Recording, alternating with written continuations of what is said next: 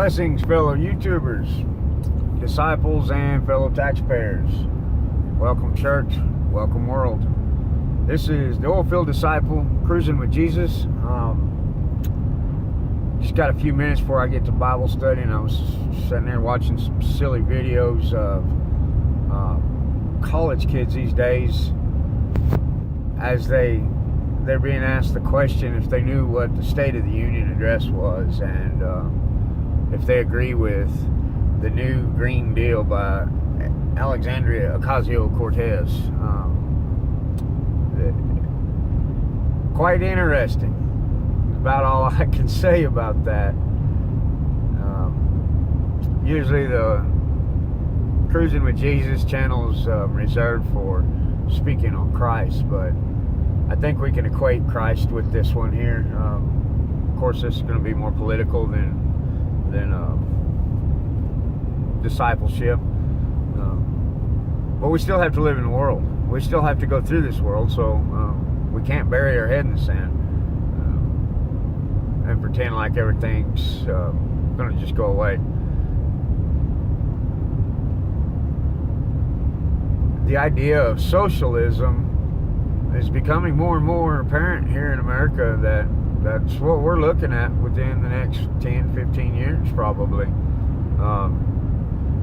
Our public fool system, like Pastor Dow likes to say, rather than public school system, it is a fool system. It's an indoctrination camp. And of course, our higher learning into college and our universities is definitely an indoctrination camp.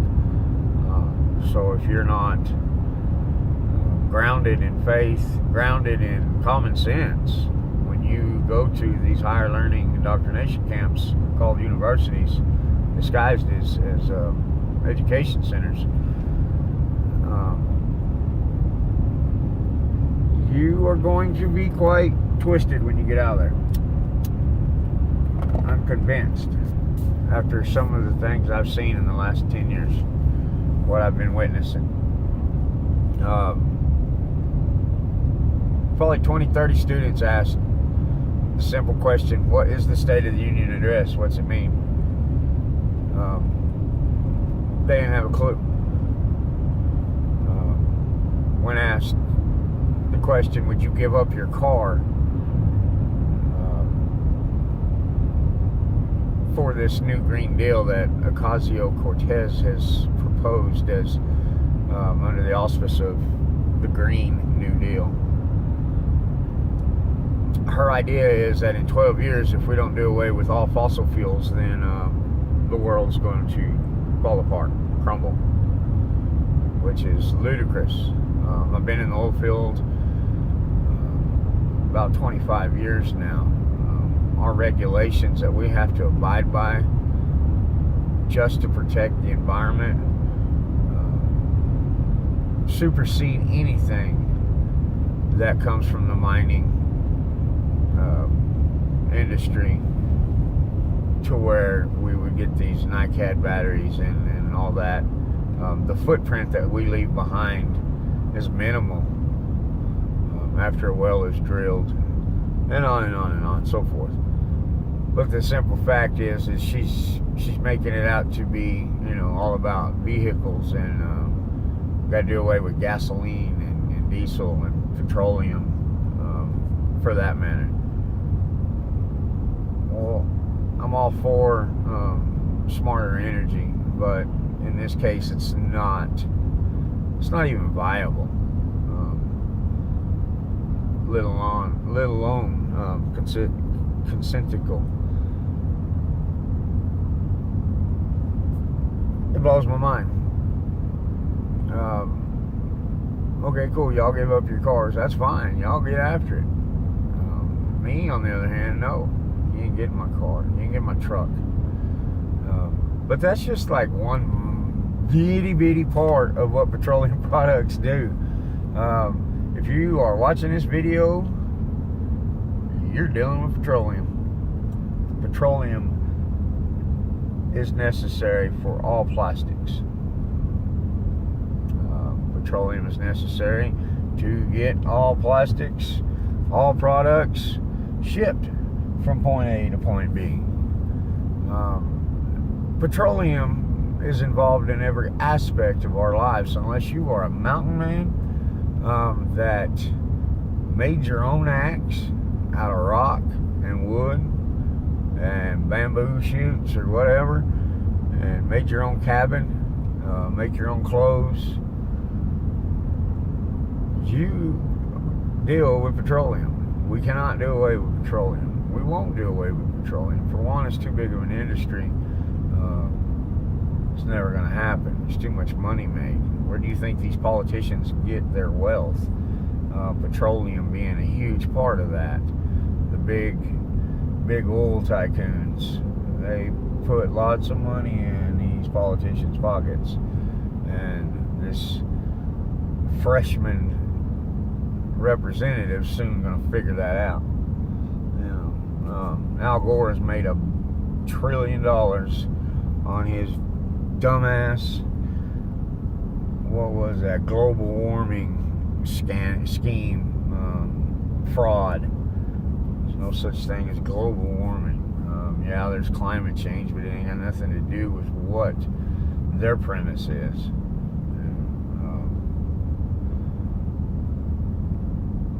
What are we talking about when it comes to certain policies these legislators make?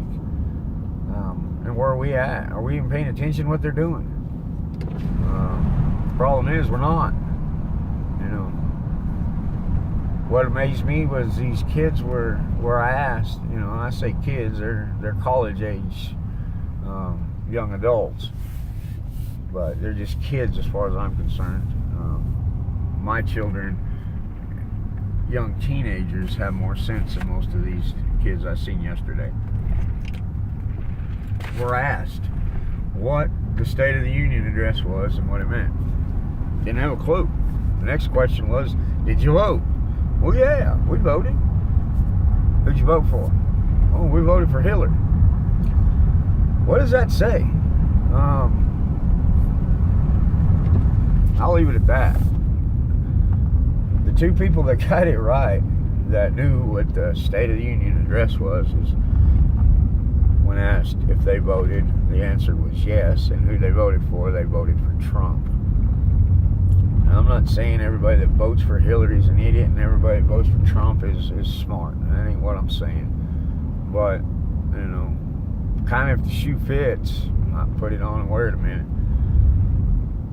Trump ain't our savior. By no means.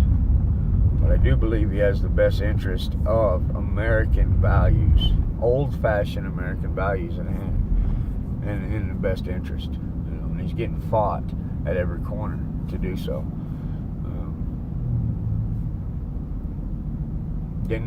We didn't elect Trump for him to be our pastor. We elected him to bring on the safety of this nation and the continuity of this nation.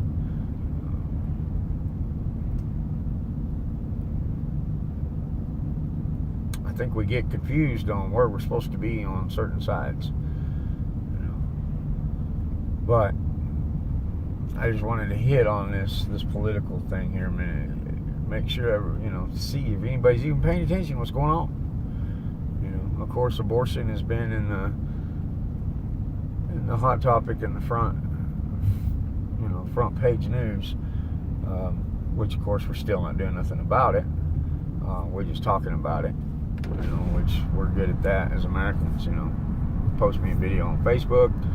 I'm going to complain and bitch about this policy, that policy, and somebody needs to do something, as long as it ain't me, whatever. But at least that person's paying attention. We've got a whole group of people voting for stuff. They don't have a clue what it's about. They just go on with the flow. It's really sad. It's heartbreaking that we don't know the simple, basic principles of our government. And yet we're casting votes. That's an issue. But at the end of the day, I'm I'm following Christ, and I am Christ-led, and so my job is to just sound the alarms and make sure that my house is in order for Christ to come back, and not before that, the good old Great Tribulation. But I'm here at church now. I'm going to do a Bible study, and I look forward to this expositional teaching that I'm going to do here shortly, within the next week or so, on this secret pre-tribulation rapture, and where our church stands in that, and where our nation's at. Our nation's falling apart because our people perish for a lack of knowledge. Hosea 4:8. Anyway, y'all be blessed. I hope this video could bless you, encourage you, even frustrate you, to go look up what I say for yourself. Do your own due diligence. Don't take my word for it. Definitely don't take a Democrat's word for it. Just kidding. Democrats and Republicans, that's part of what our problem is we have decided that that's where we're going to pick our square. How about we just be Christ-loving Americans? Y'all have a blessed day. We'll hit you up later.